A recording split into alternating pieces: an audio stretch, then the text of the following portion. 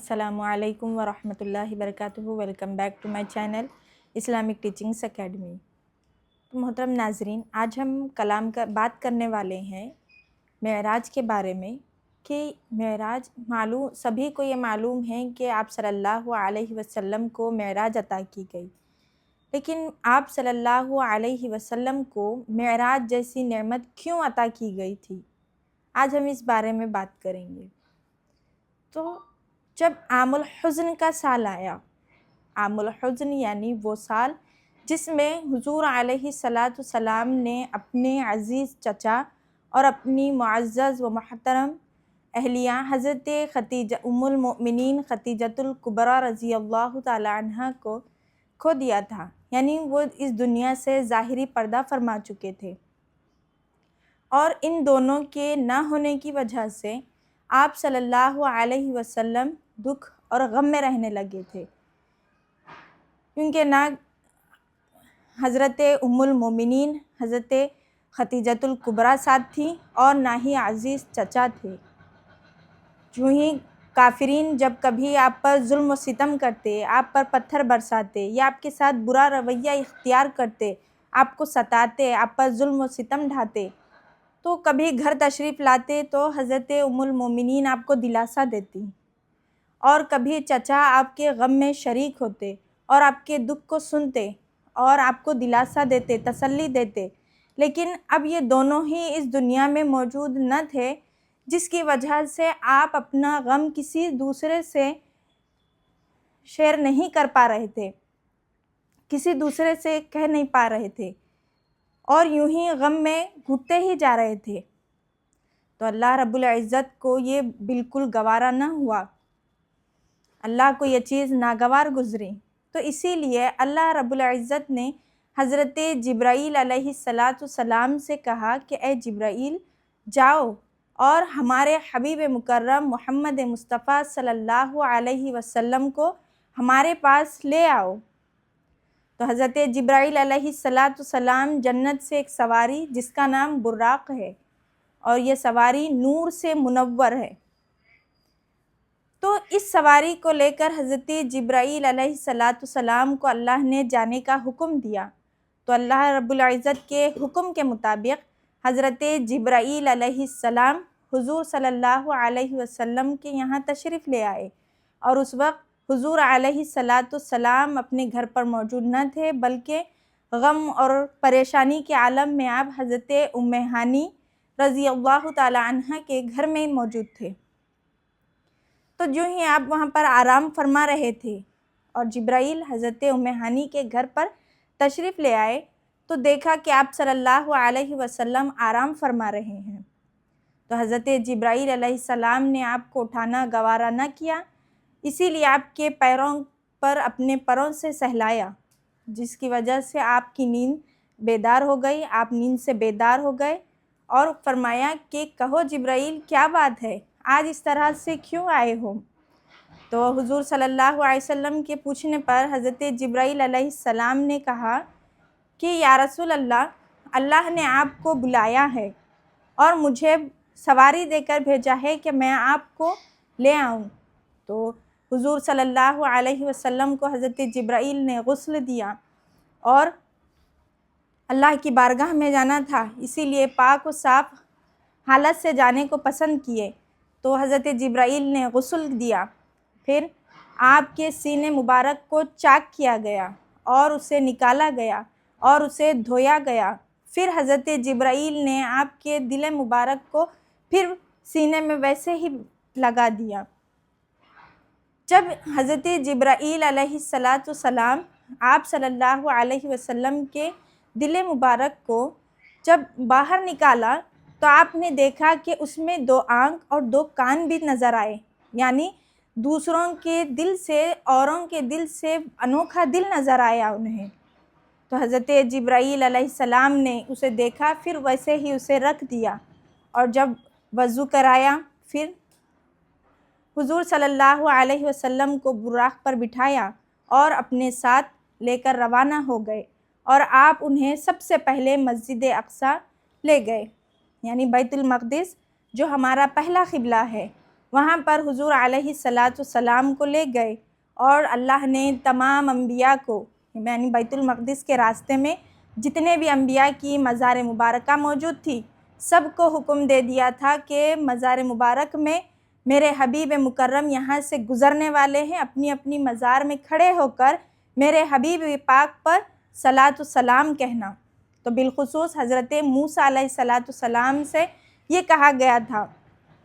پھر جیسے ہی آپ صلی اللہ علیہ وسلم کی سواری وہاں سے گزرتی ہے، یعنی مسجد اقصیٰ کے راستے سے گزرتی ہے، تو حضرت موسیٰ علیہ السلام اپنی مزار مبارک میں کھڑے ہو کر الصلاۃ والسلام علیک یا رسول اللہ کہتے ہیں۔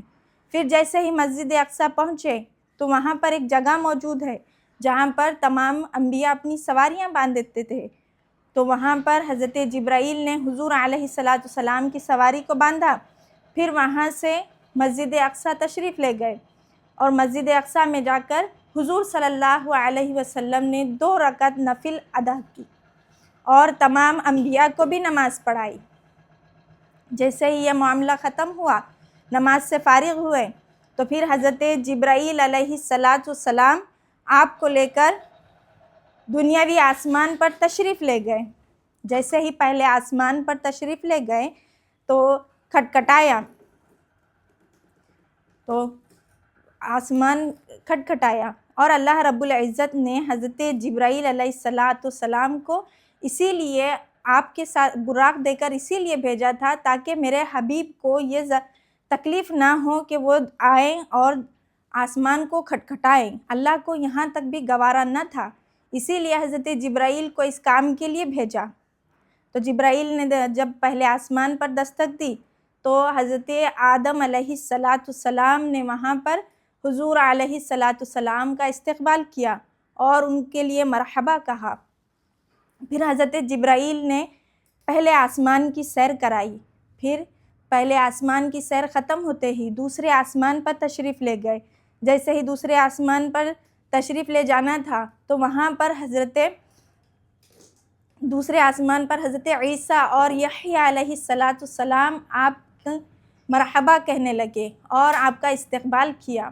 پھر دوسرے آسمان کی سیر مکمل کی، پھر اس کے بعد تیسرے آسمان پر تشریف لے گئے، وہاں پر حضرت یوسف علیہ السلام نے آپ کا استقبال کیا۔ پھر چوتھے آسمان پر گئے، پھر چوتھے آسمان میں حضرت ادریس علیہ السلام نے آپ کا استقبال کیا۔ پھر پانچویں آسمان پر گئے تو حضرت ہارون علیہ السلام نے آپ کا استقبال کیا۔ پھر چھٹے آسمان پر وہاں پر گئے، پھر چھٹے آسمان پہ حضرت موسیٰ علیہ السلام نے آپ کا استقبال کیا۔ پھر ساتویں آسمان پر تشریف لے گئے تو وہاں پر حضرت ابراہیم علیہ السلام جو کہ آپ کے جد امجد ہیں، انہوں نے آپ کا استقبال کیا اور کہا کہ جاؤ اس کے آگے آپ آگے کی سیر کرو۔ تو جیسے ہی پورے 7 آسمانوں کی سیر کرنا تھا تو تمام انبیاء نے تو سیر کر لی تھی، تمام انبیاء نے تو آپ کا دیدار کر لیا تھا اور آپ نے 7 آسمانوں کی بھی سیر مکمل کر لی تھی۔ پھر حضرت جبرائیل علیہ السلام آپ کو آگے کے مراحل کی طرف لے گئے، آگے کے سفر کی طرف لے چلے۔ آپ دونوں نے آگے کا سفر طے کیا تو ملائکہ نے اللہ سے عرض کیا، یا اللہ،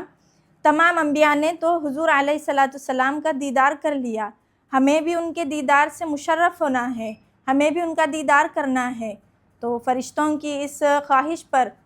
تو اللہ رب العزت نے انہیں بھی یہ موقع عنایت فرمایا۔ پھر حضرت جبرائیل علیہ السلام انہیں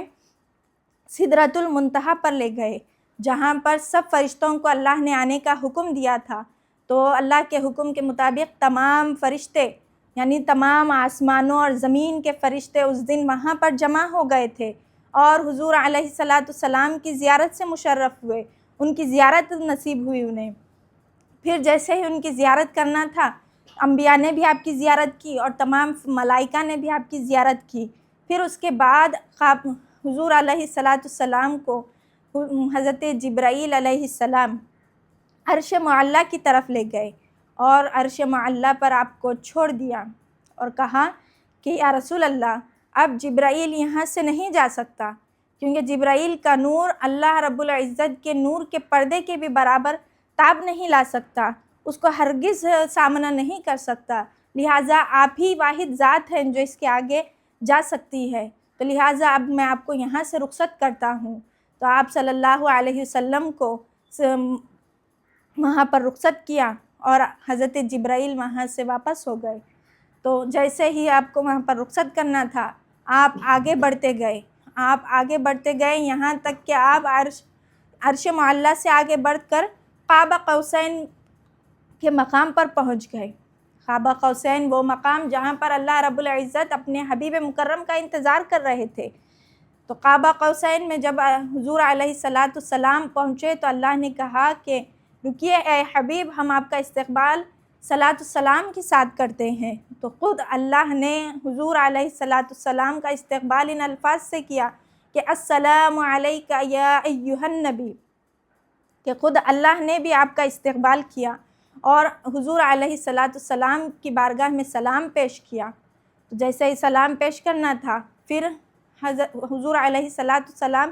قاب قوسین میں چلے گئے اور اللہ اور ان کے درمیان گفتگو ہونے لگی۔ تو اللہ نے کہا کہ یہ قاب قوسین بھی بہت دور نظر آ رہا ہے۔ قاب قوسین یعنی دو کمانوں کے درمیان جتنا فاصلہ ہوتا ہے،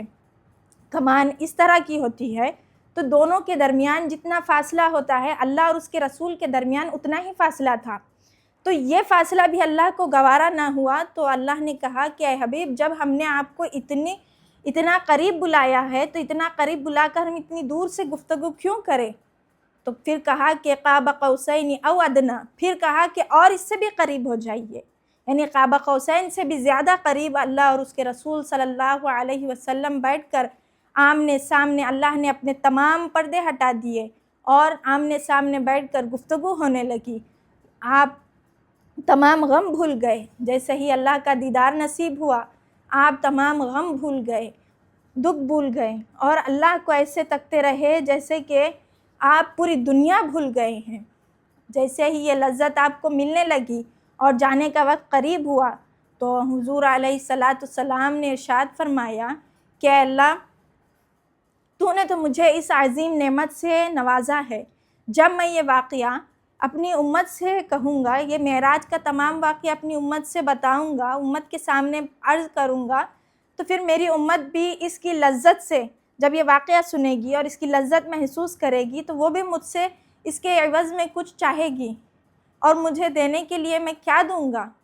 مجھے تو معراج جیسی نعمت عطا کی گئی، اور اس کی لذت سے جب انہیں خواہش ہوگی معراج کی تو میں کیا کروں گا؟ تو جیسے ہی تو نے نعمت میں میرا حصہ رکھا ہے تو میری ہر نعمت میں میری امت کا بھی حصہ ہونا چاہیے۔ قربان جائیے حضور علیہ السلام کے ان الفاظ پر کہ انہوں نے اس وقت بھی جب اللہ سے دیدار کر رہے تھے، اللہ کا دیدار کر رہے تھے، اس وقت بھی اپنی امت کو فراموش نہیں کیے، اس وقت بھی اپنی امت کو نہیں بھولے۔ ہمیں کہ اگر ہم کسی اپنے والے سے مل جاتے ہیں یا اپنی ماں سے ملتے ہیں یا اپنے کسی چاہنے والے سے ملتے ہیں تو ہم ہر چیز بھول جاتے ہیں، اس سے باتیں کرنے میں لگ جاتے ہیں۔ یہاں تو حضور علیہ السلام کو تمام کائنات کے پیدا کرنے والے رب کا دیدار عطا کیا جا رہا تھا، رب کا دیدار کر رہے تھے، تو انہوں نے اس وقت بھی اپنی امت کو نہیں بھولے اور اپنی امت کا بھی حصہ اللہ کی بارگاہ میں پیش کیا کہ اللہ، اس معراج میں میری امت کا بھی حصہ ہونا چاہیے۔ تو اللہ رب العزت نے مسکرایا اور کہا کہ اے حبیب، چلو ہم آپ کی یہ خواہش بھی پوری کر دیتے ہیں۔ تو اللہ رب العزت نے حضور علیہ السلام کو تحفے میں نماز عطا کی اور کہا کہ آپ جب کبھی بھی رنجیدہ ہوں، غمزدہ ہوں، یا آپ کو یہ معراج کی لذت یاد آئے، یہ معراج کا واقعہ یاد آئے، تو آپ ہمیں یاد کر لیا کریں، ہماری بارگاہ میں آ جایا کریں، ہم آپ سے ملنے کے لیے آئیں گے۔ خود اللہ نے اس طرح کہا کہ ہم آپ سے ملنے کے لیے آئیں گے۔ حضور علیہ السلام کی واحد ذات ہے جس نے اللہ کا دیدار کیا ہے۔ تو حضور علیہ السلام کو اللہ رب العزت نے 50 نمازیں عطا کی، جاؤ اپنی امت کے لیے تحفہ لے جاؤ، اور کہا کہ الصلاۃ معراج المومن، نماز مومن کی معراج ہے، یعنی نماز ایسی معراج ہم مومنین کے لیے معراج بنا دی گئی۔ حضور کے لیے تو معراج تھی اللہ کا دیدار کرنا، اور نماز مومنین کے لیے معراج بنا کر دی گئی۔ پھر جیسے ہی نمازیں عطا کی گئی، آپ وہاں سے رخصت ہو کر آ رہے تھے، جب اللہ کی بارگاہ سے رخصت ہو کر چھٹے آسمان پر پہنچے تو چھٹے آسمان پہ حضرت موسیٰ علیہ السلام سے ملاقات ہوئی۔ انہوں نے کہا کہ یا رسول اللہ کیا لے جا رہے ہیں تحفے میں؟ تو حضور صلی اللہ علیہ وسلم نے فرمایا کہ اللہ نے مجھے 50 نمازیں دی ہیں۔ تو حضرت موسیٰ علیہ السلام نے کہا کہ یا رسول اللہ آپ کی امت اس کا بوجھ ہرگز برداشت نہیں کر سکے گی، ہرگز یہ 50 نمازوں کا بوجھ ادا نہیں کر سکے گی، تو لہٰذا آپ تو حبیب اللہ ہیں، اللہ آپ کی بات کو ہرگز نہیں ٹالیں گے، لہٰذا آپ اللہ کی بارگاہ میں گزارش کیجئے، عرض کیجئے اور ان نمازوں میں کچھ تخفیف کر لیجئے۔ تو حضرت موسیٰ علیہ السلام امت کو دیکھ رہے تھے، امت کی حالت سے واقف تھے، اور حضور علیہ السلام حضور علیہ السلام کی نظر اللہ کے دیدار پہ تھی، اللہ کے پاس تھی۔ تو جیسے ہی موسیٰ علیہ السلام نے کہا تو حضور علیہ السلام واپس اللہ کی بارگاہ میں گئے اور عرض کیا کہ یا اللہ اس میں کچھ تخفیف فرما دیجئے۔ اللہ نے 5 نمازیں کم کی۔ پھر حضرت موسیٰ علیہ چھٹے آسمان پر آئے تو حضرت موسیٰ نے کہا کہ اور کم کروا لیجئے۔ پھر اسی طرح کرتے کرتے 45 نمازیں معاف کرا لی۔ حضور علیہ السلام کے پاس اب 5 نمازیں بچی ہوئی تھیں۔ وہ لے کر جب حضور علیہ السلام چھٹے آسمان پر آئے تو حضرت موسیٰ نے کہا کہ یا رسول اللہ اتنا بوجھ بھی آپ کی امت نہیں اٹھا پائے گی۔ تو حضور علیہ السلام نے کہا کہ نہیں، اب بس کہ 5 نمازیں ہی کافی ہیں، کیونکہ مجھے حیا آتی ہے، اگر میں کہوں تو اللہ رب العزت میری سنے گا اور اس میں تخفیف بھی فرما دے گا، لیکن مجھے حیا آتی ہے، مجھے حیا محسوس ہوتی ہے کہ میں ان میں بھی تخفیف کروں۔ تو جب 5 نمازیں ہی رہ گئی تھی تو اللہ رب العزت نے کہا کہ ان نمازوں کے ساتھ ساتھ ہم آپ کو اور ایک نعمت سے نوازتے ہیں، اور ایک تحفہ عنایت کرتے ہیں کہ حبیب آپ کی امت کے لیے اور ایک تحفہ بھیجتے ہیں۔ آپ کو تو ہم نے معراج تحفے میں دے دی اور آپ کی امت کو نماز دی، اور ساتھ میں ہم یہ بھی تحفہ دیتے ہیں کہ جب بھی آپ کی امت نیکی کا ارادہ کرے گی تو ہم فوراً اس کے حق میں نیکی لکھ دیں گے۔ صرف ارادہ کرنے پر اگر جب وہ نیکی کر لے گی تو ہم اس ایک نیکی کے بدلے 10 کا اجر دیں گے، اور جیسے ہی گناہ کا ارادہ کرے گی ہم اس وقت تک گناہ نہیں لکھیں گے جب تک کہ وہ کر نہ لے۔ اگر وہ کر لے تو اس کا ایک ہی گناہ لکھا جائے گا، اگر وہ اس گناہ پر توبہ کر لے تو ہم فوراً اس گناہ کو مٹا دیں گے۔ تو دیکھیے کہ اللہ رب العزت نے اس مبارک موقع پر ہمیں 2 نعمتوں سے نوازا، ایک نماز اور دوسرا ان نیکیوں کے ذریعے۔ ان 2 نعمتوں سے اللہ رب العزت نے مومنین کو نوازا ہے، اور حضور علیہ السلام نے اپنے ساتھ ساتھ ہمارے لیے بھی تحفے میں نماز لائی ہے۔ تو الصلاۃ معراج المومن ہے، تو اس تحفے کا ہمیں احترام کرنا چاہیے، ہمیں عزت کرنی چاہیے۔ اگر ہمارے لیے کوئی معمولی آپ کے رشتہ دار ہوں یا آپ کا چاہنے والا ہو حج جائے یا عمرہ جائے، مکہ اور مدینہ سے کوئی معزز چیز لائے یا آب زمزم لائے، کھجور لائے، تو ہم اس کا کتنا بڑا احترام کرتے ہیں، اسے احترام سے رکھتے ہیں، احترام سے کھاتے ہیں۔ یہاں تو حضور علیہ السلام نے اللہ کی جانب سے ہمیں تحفہ لایا ہے، اللہ کے پاس سے ہمیں تحفہ لا کر دیا ہے۔ مکہ اور مدینہ یہ دنیا کی معزز ترین جگہیں ہیں، اور حضور علیہ السلام کی معزز جگہ سدرۃ المنتہا تھی، عرش معلی تھی، قاب قوسین تھی، تو وہاں سے حضور علیہ السلام نے ہمارے لیے تحفہ لایا ہے، وہ نماز کی شکل میں، وہ نماز ہے۔ تو ہمیں اس تحفے کی قدر کرنی چاہیے اور اس تحفے کو اس کے حق کے ساتھ ادا کرنا چاہیے۔ تو آئیے آج ہم اپنے آپ سے یہ وعدہ کر لیں، یہ عہد کر لیں کہ ہم اس تحفے کے قابل بن جائیں، اور اس تحفے کا احترام بھی کریں، عزت بھی کریں گے، اور اپنے آپ کو بدلیں گے بھی، اور 5 وقت کی نمازوں کے پابند بن جائیں گے، کیونکہ یہ معمولی تحفہ نہیں ہے، اللہ کی جانب سے عطا کیا گیا ہوا تحفہ ہے، تو اس کا عزت و احترام کرنا ہمارے لیے ضروری ہے۔